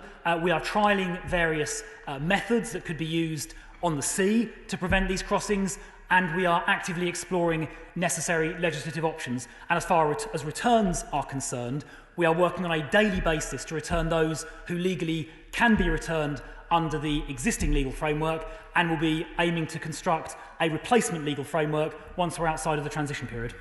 Thank you very much. Mr. Speaker, the world is interconnected, and when we do not help fellow humans suffering from hunger or persecution or in war-ravaged nations, then they inevitably, in utter desperation, will risk life and limb and try to seek refuge elsewhere, including trying to cross the English Channel in small, unsafe boats. So does the Minister agree that it's a cruel irony that the Department for International Development, which works to eradicate poverty, is being abolished today as we debate the inevitable impact of so many people displaced by conflict or poverty or persecution?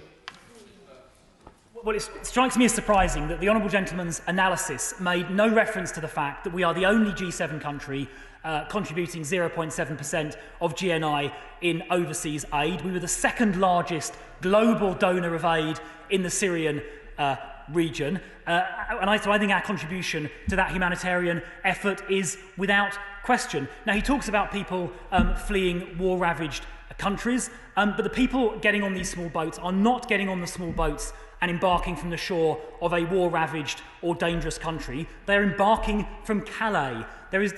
France is a safe and civilised country, so is Germany, Spain, Italy, and all of these other European countries. They're not fleeing war, they're crossing the Channel from France. Thank you, Mr. Speaker. The Minister has repeatedly stressed that these people crossing the Channel illegally have already sought sanctuary in other countries in Europe. And yet they still come.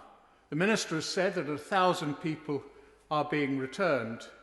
But actually, what the House would like to know is what percentage of the people that have arrived on our shores illegally over the last year, say, have actually been expelled from the country back to a country where they've already claimed asylum. Well, in the last 18 months, about 185 people have been physically returned. There are a further, getting on for 1,000, whose cases we are currently progressing, where there is evidence of a previous asylum claim, and therefore under the law, under the Dublin regulations, they are liable to be returned. And that work is continuing at pace. There are a number of flights that have been booked in the coming days and weeks to do exactly what my honourable friend is quite rightly calling for. Thank you, Mr. Speaker. There are still 6,000 children in makeshift camps in the EU. In the time it took for the Home Office to process the 480 spaces, only 480 spaces, it committed to under the DUBS scheme, hundreds of those young people have gone missing. In another life, they could be my children. With the DUBS scheme now formally closed, what steps is the Minister taking to protect vulnerable children, such as those in those camps, to seek refuge from war, torture and persecution? Well, I've already pointed out to the House that last year we received 3,500 asylum applications from unaccompanied children, the highest number of any European country. That is our contribution to the European effort to look after children more than any other country. And I would call upon other European countries operating the camps she's describing to show the same compassion and attention that we do when we look after UASCs in this country. Thank you, Mr. Speaker. My honourable friend rightly points out the issue that these crossings are facilitated by criminal gangs who, we should remember, care not a jot about those who are taking such treacherous journeys to our shores. But intelligence from the NCA and other partners suggests that these gangs aren't just facilitating people trafficking, they're linked to money laundering and wider OCG activity. So what assurances can the Minister give that actually we're looking at this issue in the round and applying all of our intelligence to try and stop these gangs and stop these crossings? Well, my honourable friend is absolutely right in his analysis. And National Crime Agency officers are embedded in, with law enforcement units around Europe and beyond to track down these criminal gangs. It's not just an issue in the UK and in France. These criminal networks extend throughout Europe, through countries like Germany, Italy, Greece, often through Turkey, and thereafter into the Middle East. And the National Crime Agency and others are working tirelessly with other law enforcement agencies to crack down on these gangs in exactly the way he's describing. We're going to get everybody in. We're going to have to speed up on length of questions and answers. Alan Brown. Thank you, Mr. Speaker. Just last week, his department posted a video attacking so-called activist lawyers. We understand Trumpian language like that and other comments to the Chamber today just risk stoking further divisions and tensions. So we'll apologise for demonising both asylum seekers and lawyers acting on their behalf for trying to undermine the rule of law and at least introduce safe passages to prove this isn't actually a dystopian government. I've repeatedly outlined the safe passages or the safe routes that already exist, which many tens of thousands of people have availed themselves of. In relation to legal processes, that there are loopholes in our legal system at the moment, which are very frequently exploited, and this government is determined to close those loopholes. Sir John Hayes. Thank you, Mr. Speaker. 77% of the public, according to a poll, see illegal immigration as a serious problem. They know what the Minister knows too, that the system is being gamed. Asylum is a noble cause, giving safe haven to people in genuine need, something to be proud of. But the system is broken and needs to be fixed. So, completely confident of the Home Secretary and his diligence, dedication and determination. When will we see a root and branch reform in the form of legislation? Well, I share the Right Honourable Gentleman's sentiments. He, of course, has a long record himself in the Home Office, and the work he is describing is underway as we speak. Stephen Furry. Thank you, Mr. Speaker. Can the Minister confirm that the UK is not, in fact, being invaded? And would he recognise that the government's quasi-military response, rather than a humanitarian response, with terms such as the clandestine Channel Threat Commander, contributes to fueling tensions, the scapegoating of asylum seekers, and indeed racism?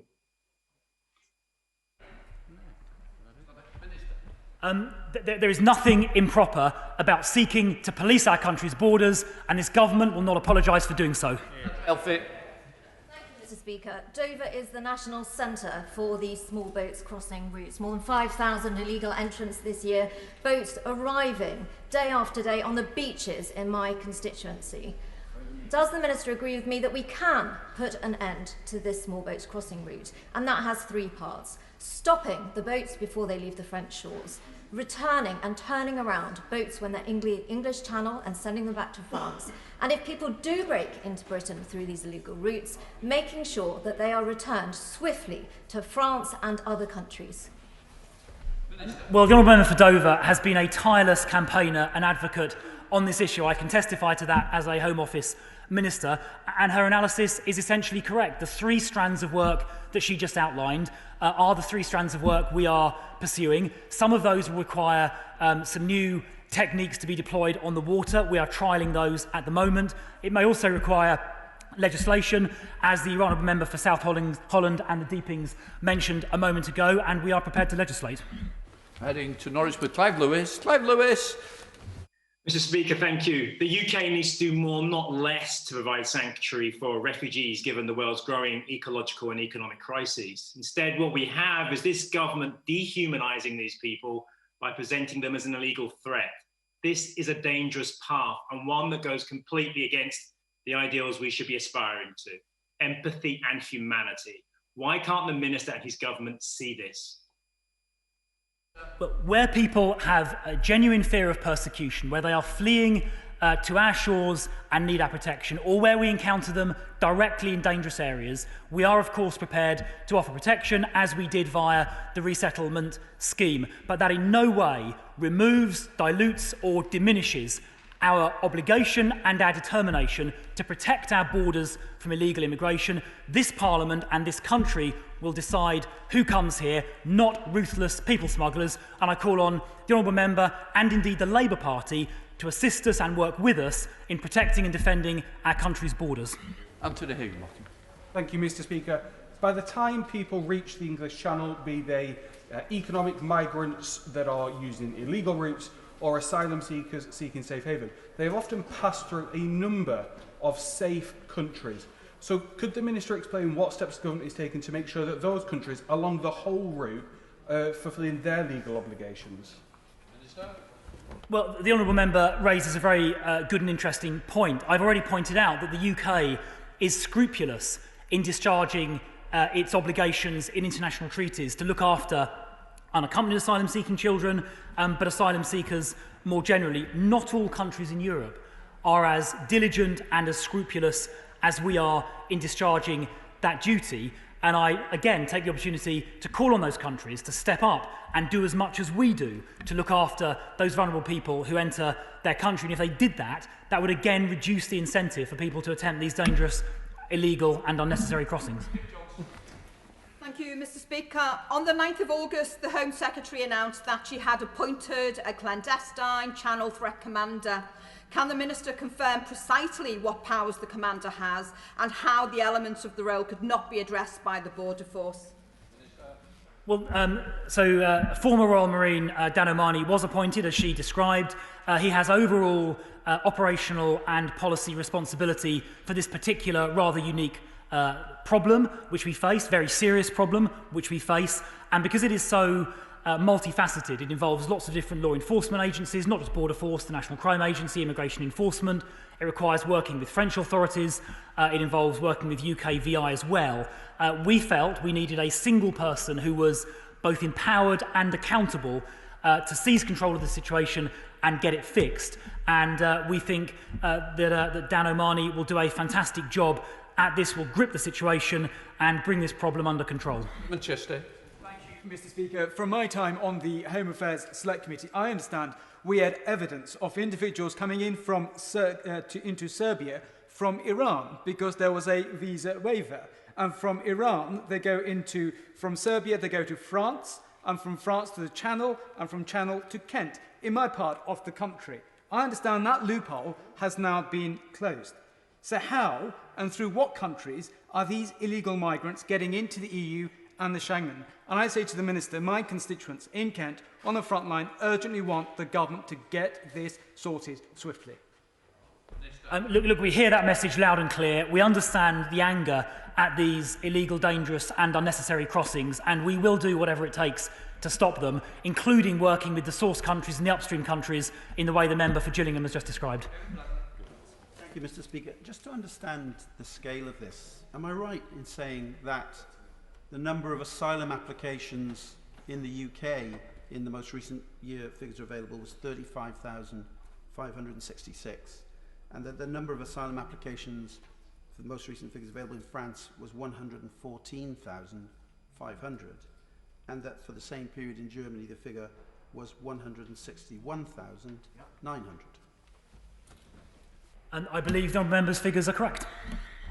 We go to Blackpool with Scott Benton. Scott Benton. Thank you, Mr. Speaker. My constituents in Blackpool South are becoming increasingly frustrated at the completely unacceptable scenes on the South Coast. Whilst I do not doubt the determination of my honourable friend to tackle this problem, it appears that the government lack the legislative tools to take robust action that my constituents rightly demand. Does my honourable friend agree with me that the time has now come to fundamentally review our approach to illegal immigration and asylum so that we do not lose the public's trust on this vital issue? Yes, I do agree with my honourable friend's sentiments. We understand and share the anger that his constituents feel, and he is a very effective advocate for them. We are doing work at the moment at pace to develop legislative options to achieve the outcome he desires, which is to properly control our borders. Chris Stevens. Thank you, Mr. Speaker. Unlike some of the ghastly rhetoric we've heard from some in the government benches, the Minister is well aware that refugee charities have asked the government to protect trafficked women detained in hotels in Glasgow, a call that's fallen on deaf ears, and the same campaigners are calling for this government to create safe, legal routes for asylum seekers, but instead we get a shameful response. Not doing enough to help refugees is inhumane and indefensible. So when will the Minister end, and the Department end, the dangerous rhetoric and the hostile environment and start treating refugees detained in hotels or in boats in the Channel with respect, dignity and compassion? No one is detained in a hotel. They're given free hotel accommodation, and in relation to modern slavery, the National Referral Mechanism provides extremely comprehensive protection to those people who've suffered from the appalling crime of modern slavery. Jane Stevenson. This channel route remains viable, criminal gangs will continue to exploit vulnerable people and put lives at risk. My constituents want these gangs stopped. What further intelligence measures can we take with our French colleagues to trace perhaps the vessels that are being purchased by criminal gangs? These are large vessels, and surely more can be done to trace these things. Work is underway in that area. The French authorities have clamped down a great deal on the sale of these vessels, so some of the more organised criminals now seek to procure them not in France but in other countries elsewhere in Europe. But many of the migrants have now resorted to stealing boats and other vessels around northern France, and the French police are working hard to try and prevent that. Christine Jardine. Thank you very much, Mr. Speaker. The Minister's spoken much about compassion that this government is showing. But will he acknowledge that we all know the best way to prevent people from making desperate journeys, dangerous journeys, is to provide safe legal routes? And yet, in its negotiations with the EU, the government is seeking to end this country's mandatory obligation to reunite unaccompanied asylum-seeking children with their families. So could he use some of that compassion, perhaps, and persuade the government to change its negotiating position and allow those reunifications to continue? Not the government that requires persuading. We have tabled a detailed legal text providing for reunification, and we would like the European Union, the European Commission, to engage with it. So I think her good offices and her persuasive skills would be better applied to the European Commission. Thank you, Mr. Speaker. Can I pay tribute to the agencies involved in this, and in particular the recent intelligence sharing that led to the successful raids and stopping of these crossings at source? Can I ask the Minister to use the honourable member's expression about the blindingly obvious? People that get to the Channel and join small boats have clearly gone to safe countries that have working asylum systems. As we leave that transition period, can I implore, like honourable members on this side, that legislation is brought to this place to fix these legal gaps? Well, I entirely agree with my honourable friend's sentiment, and I think that in the future he will not be disappointed by the legislative plans the government is currently formulating. Navendu Mishra. Thank you, Mr. Speaker. What steps is the government taking to ensure that more accommodation settings for migrants are not targeted by far-right groups, as was the case in Coventry recently? Well, I unreservedly condemn the incidents that he is describing, and the police have the Home Office's full support in protecting people from unacceptable abuse that he's been describing. We're now heading to Damien Collins in Folkestone. Thank you, Mr. Speaker. But this problem has got worse throughout this year. And one of the consequences is that children in the asylum system are largely accommodated in Kent. The leader of the county council said there were 589 in August, despite the fact that the safe number is considered to be 231 under the National Transfer Scheme. What can the Minister say about this situation? And will the government do more to make sure the children are accommodated safely in the asylum system away from Kent, not just principally in Kent, and make sure the county council have the resources they need to care for the children that they are supporting at the moment? Well, of course, we increased the funding that Kent and other authorities accommodating large numbers of UASCs receive. We increased that back in June. But I do recognise that Kent bears a disproportionately large share of UASCs. In fact, Croydon, my own local authority, does as well, because Luna House is in Croydon. I've been in regular contact with Roger Goff, the leader of Kent County Council. I pay tribute to him and his team for the work that they've done. we've been rapidly working with other local authorities around the country to transfer unaccompanied asylum-seeking children from Kent to other authorities. I'd like to thank those other authorities for the response they've so far demonstrated, and by doing that, I hope we're able to ease the pressure that Kent has been under, which I fully acknowledge, and we are working to reduce the pressure which the member for Folkestone has quite accurately described. Thank you, Mr. Speaker. The Minister's just outlined some of the provisions to support children who are intercepted in these channel crossings. Does he feel that the local authorities right across this country actually have enough resources to support children who are intercepted? Well, we recently increased the funding to support local authorities in relation to UASCs and indeed care leavers, so former UASCs who are now aged up to 25. That was increased by about £35 million per year just a few weeks ago. So yes, I do believe the financial support is adequate. Henry. Mr. Speaker, it's clear these crossings are only made possible by criminals who thrive on exploiting vulnerable migrants and endangering their lives. Does my honourable friend agree that one of the safest ways to protect refugees is to crack down on this abhorrent trade and reform our asylum laws to ensure those most in need are protected? Yes, I do. We do need to reform our laws to make sure we target our protection at those who are genuinely in need, and we need to show zero tolerance for the ruthless criminals who are preying on human misery. Thank you, Mr. Speaker. Will the Minister join me in paying tribute to human rights and migration lawyers who do an absolutely essential job in upholding the rule of law and preventing the Home Office from breaking its international obligations under human rights and refugee conventions? I don't believe the Home Office breaches its human rights obligations. We take them extremely seriously. We suffer from a large number of very late legal challenges, often repeated legal challenges brought sequentially on ever-shifting grounds, and we're working as hard as we possibly can to make sure that our laws are properly and fairly applied. No question, Sally Ann. Thank you, Mr. Speaker. Does my right honourable friend agree that our European friends and partners, not just the French, need to do more to help the UK prevent the crossings by focusing more resources and determination in cracking down on the organised criminal gangs across Europe who are exploiting individuals seeking a better life and forcing them onto boats to make perilous journey crossings across the Channel needlessly? I completely agree. I think European governments have a moral obligation, as much as anything else, to join us in the work we're doing to put these dangerous and ruthless gangs out of business. They're taking the most vulnerable people, they're exploiting them, they're abusing them, they're taking money from them. It's completely unacceptable, and we're going to take the action on our side of the Channel we need to, and I hope other governments around Europe do exactly the same. In order to allow the safe exit of honourable members participating in this item of business and the safe arrival of those participating in the next, I'm suspending the House for 3 minutes. Order!